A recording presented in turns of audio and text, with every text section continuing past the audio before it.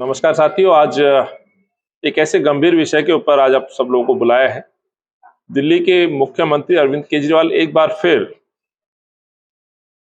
दिल्ली से उनकी वादा खिलाफी कहें या अपने वायदे से फिर यू टर्न लेता हुआ कहें, दिल्ली के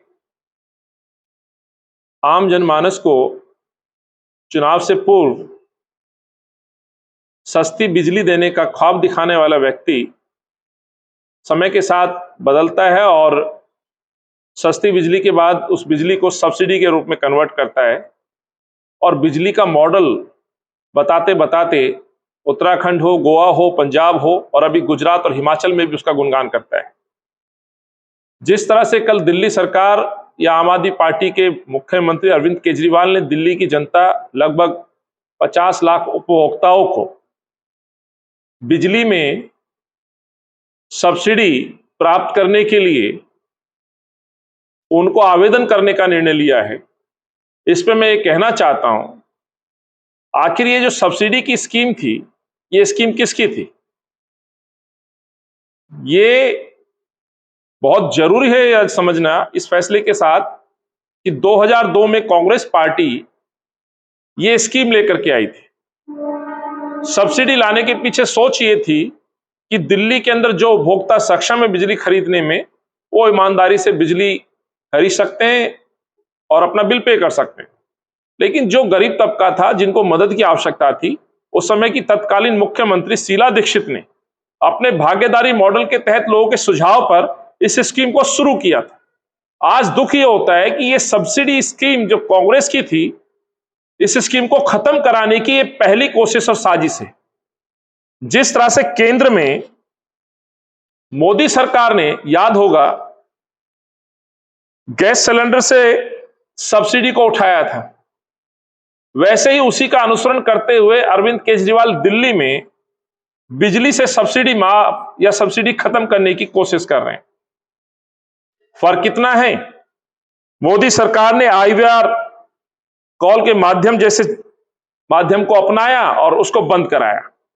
आज उज्ज्वला जैसी स्कीम बिल्कुल एक तरह से मैं कहूं फेल साबित हो गई। वैसे ही आज Arvind Kejriwal miss call, WhatsApp call और ना जाने किस तरह के फॉर्म भरवाने का वो जनता से आह्वान कर रहे हैं। तो ये साफ दर्शाता है कि बीजेपी का अनुसरण करते हुए अरविंद केजरीवाल दिल्ली की जनता को मजबूर कर रहे हैं सब्सिडी छोड़ने पर, या इस सब्सिडी को खत्म करने की ये साजिश, इसको मैं कह सकता हूं।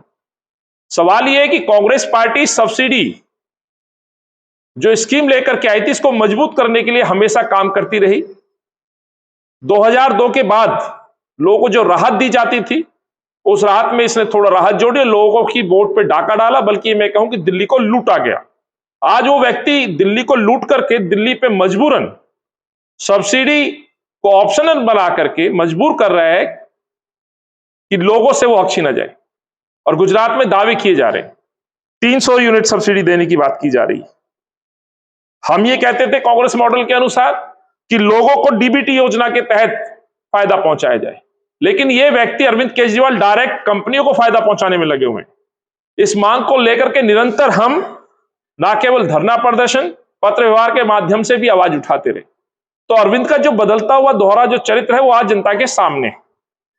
सवाल यह उठता है कि प्राइवेट कंपनियों को आप सीधा ये सब्सिडी का पैसा देते हैं, जिस कंपनी का कोई ऑडिट नहीं होता, और अरविंद केजरीवाल वही अरविंद केजरीवाल मुख्यमंत्री है जो कभी BSS या प्राइवेट कंपनियों के ऑडिट करने की बात किया करता था। तो यह भी प्रश्न उठता है साथियों, सस्ती बिजली खरीदो और सस्ता बेचो, ये कांग्रेस की सोच होती थी। आज हो क्या रहा है? आज महंगी खरीदो, फिक्स चार्ज के नाम पे PPAC, paint and trust charge के रूप में लूट करो। एक ये टेबल है साथियों, मैंने पहले भी दिखाया है। सब्सिडी के रूप में दिल्ली के लोगों को 11,743 करोड़ रुपए वो सब्सिडी में देते हैं, लेकिन दिल्ली की जनता से वसूलते कितने हैं?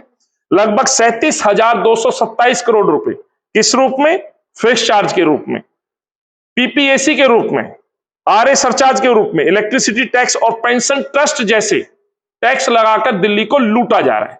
ये अरविंद का पिछले कुछ सालों का जो चरित्र है वो मैंने आपके सामने रखा है। तो एक तरफ सब्सिडी के रूप में दिल्ली की जनता को गुमराह करना, सिंपैथी लेना, वोट लूटना, मुख्यमंत्री बन जाना और मुख्यमंत्री बनने के बाद वहां से यू टर्न लेना और लोगों को भगवान भरोसे छोड़ देना। हम ये कहते थे कि इंडस्ट्री को सस्ती बिजली दीजिए ताकि अधिक से अधिक रोजगार पैदा हो, प्रोडक्शन कॉस्ट कम हो। यहां अरविंद इसके विपरीत इंडस्ट्री को महंगी बिजली देते आए, जिसका प्रभाव उत्पादन जो शुल्क है उस पर ज्यादा लगता है, दूसरा रोजगार पे भी असर पड़ रहा है। यह अरविंद का मॉडल है। कोरोना काल में जो स्थिति दिल्ली की हुई वो किसी से छुपी नहीं है। जहां लोगों की मदद करनी चाहिए थी वहां अरविंद केजरीवाल शराब माफिया के साथ मिलकर शराब पे काम कर रहे थे। आज मैं आपके माध्यम से इस सरकार से प्रश्न पूछना चाहता हूं। दिल्ली में 3 बार मुख्यमंत्री बने अरविंद केजरीवाल और 200 यूनिट सब्सिडी के रूप में वो योजना पे काम कर रहे थे। आज उस योजना को बंद किया जा रहा है। दूसरी तरफ दूसरे प्रदेशों में जाकर के 300 यूनिट की आप घोषणा कर रहे हैं। तो जो अरविंद का जो दोहरा मापदंड पूरी तरह से आज स्पष्ट है। क्या यह कहना उचित नहीं है कि अरविंद पूरी तरह से दूसरे प्रदेशों में जाकर दिल्ली के मॉडल को दिखा करके गुमराह करने का काम कर रहे हैं? अरविंद का काम और सिर्फ सत्ता हथियाना है और भाजपा का अनुसरण करते हुए, मोदी जी के राह पे चलते हुए गरीब लोगों को हक छीनने की कोशिश है। क्योंकि ये सब्सिडी प्राप्त करने वाला जो सबसे गरीब तबका है वो स्लम में रहने वाला है, वो मजदूर है। आज उन मजदूरों में यदि ये मिस्ड कॉल या फॉर्म के माध्यम से अप्लाई भी कर दिया तो क्या गारंटी होगी कि उनको ये सब्सिडी के तहत उनको सब्सिडी में राहत दी जाएगी? ये इस पे बहुत बड़े प्रश्न चिन्ह है और मेरा ये पूर्ण रूप से विश्वास है कि गरीबों का हक छीना जा रहा है। जो हक और जो स्कीम कांग्रेस शीला जी के समय में लेके आई, कांग्रेस की देन थी, सोच यही थी असक्षम लोगों की मदद करिए, सपोर्ट बनिए। जो सक्षम लोग हैं वो ईमानदारी से बिल चुकता करें, जो आज भी कर रहे हैं, जो शायद सब्सिडी नहीं लेते हैं। तो सोच को मारा जा रहा है। कांग्रेस के इस मॉडल को खत्म करने की कोशिश है जो अरविंद केजरीवाल धीरे धीरे मोदी जी के कहे अनुसार या भाजपा के कहे अनुसार या उनके मॉडल का अनुसरण करते हुए उस पर आगे बढ़ रहे हैं। धन्यवाद।